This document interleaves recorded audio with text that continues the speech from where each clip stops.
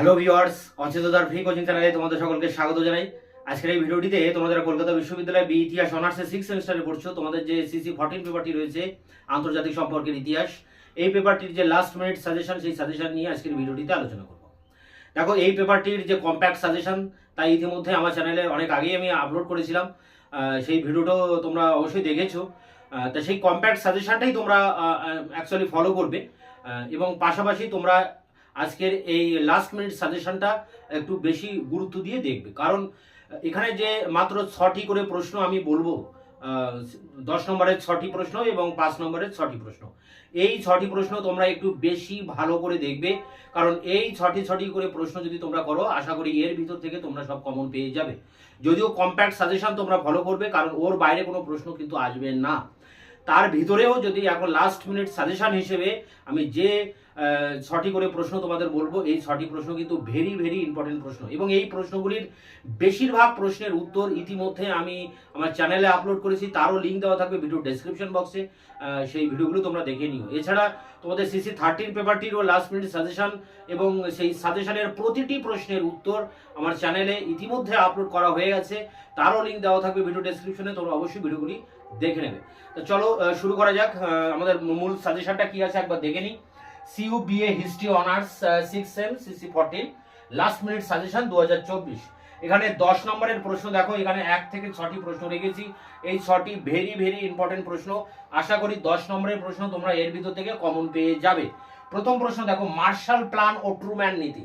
Actually এটা কিন্তু আলাদা আলাদা টিকা পড়ে, অনেক সময় এটা কিন্তু একসাথে দিয়ে 10-এ দেয়, আবার যে কোনো একটা হয়তো ট্রুম্যান নীতি নতুবা মার্শাল প্ল্যান হয়তো টিকা দিয়ে দিল। তা দুটো আলাদা আলাদা পার্টে পার্টে তোমরা পড়বে, একসাথে দিলে একসাথে লিখবে। অ্যাকচুয়ালি ঠান্ডা লড়াই, মার্শাল প্ল্যান এবং ট্রুম্যান নীতি, এই দুটি ঘোষণার ভিতর দিয়ে ঠান্ডা লড়াইটাকে আরো বেশি ঘনীভূত হয়ে ওঠে।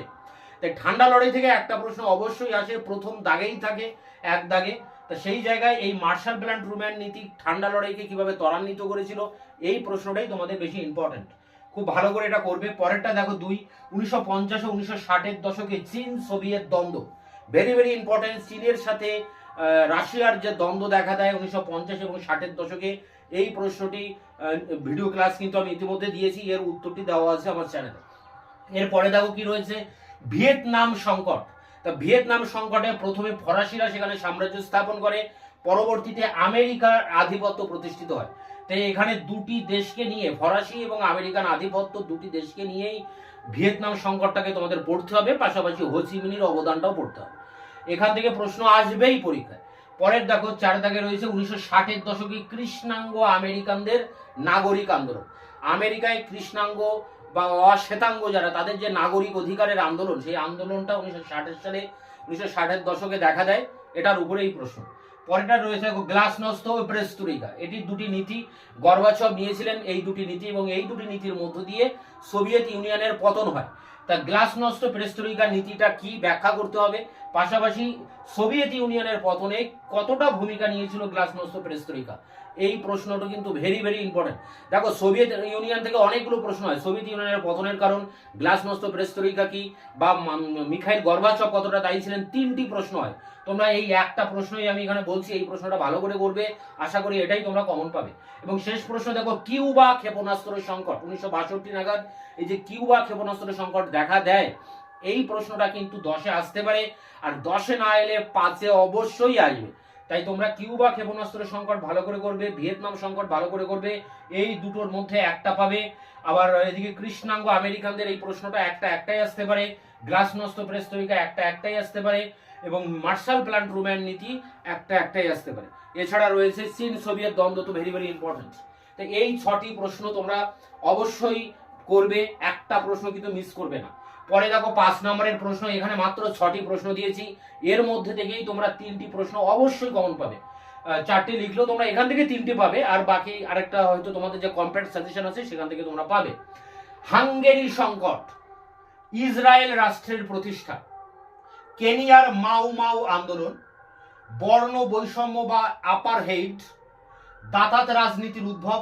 দাতাত কিন্তু আসবে পরীক্ষায়, টিকাতে এলে আসবে, নতুবা 10-এও দিতে পারে। আর 6 দিনের যুদ্ধ, অর্থাৎ দ্বিতীয় আরব ইসরায়েল যুদ্ধ। তা দেখো, এই ইসরায়েল রাষ্ট্রের প্রতিষ্ঠা, দাতাত রাজনীতি, 6 দিনের যুদ্ধ, এইসব প্রশ্নের উত্তর আমি ইতিমধ্যে চ্যানেলে আপলোড করেছি, তার লিঙ্ক দেওয়া থাকবে, তোমরা ভিডিওগুলো দেখে নেবে। তা এই ছিল 5 নম্বরের প্রশ্নের সাজেশন, আর এই ছিল 10 নম্বরের প্রশ্নের সাজেশন। দেখো 6টা করে প্রশ্ন দিয়েছি, এই 6টার মধ্যে তোমরা কমন পেয়ে যাবে। এখন এই প্রশ্নগুলো এখানে অনেক শর্ট করে, দেখো ট্রুম্যান নীতি, মার্শাল প্ল্যান, তো এইভাবে তো প্রশ্ন আসবে না, প্রশ্নটা অনেক ডিটেলসে আসবে। তো সেই ডিটেলসে কিভাবে আসবে সেটা নিয়ে আমি খাতা কলমে এবার অন স্ক্রিনে আলোচনা করব, যেখান থেকে তোমরা প্রশ্নগুলো লিখে নিতে পারো বা স্ক্রিনশট করে সংগ্রহ করে নিতে পারো। তাই এই সাজেশনটি আমি আরেকবার রিপিট করব অন স্ক্রিনে, মোবাইলে অন স্ক্রিনে একবার খাতা কলমে রিপিট করব। Last minute suggestion 2024 history honours 6 semester CC 14, 10 আর 5 নম্বরের প্রশ্নের সাজেশন। তা প্রথমে 10 নম্বরের প্রশ্নের সাজেশন বলছি। প্রথম প্রশ্ন যেটা রয়েছে, কিভাবে মার্শাল প্ল্যান ও ট্রুম্যান নীতি ঠান্ডা লড়াইকে অবসম্ভাবী করে।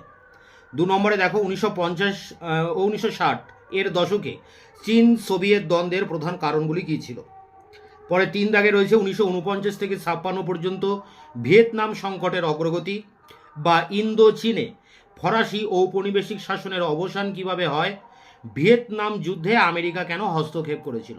এখানে ফরাসি এবং আমেরিকানদের যে হস্তক্ষেপকে ধরে দুটি দেশকে কেন্দ্র করেই যে ভিয়েতনাম সংকট, পুরোটাই কিন্তু লিখতে হবে।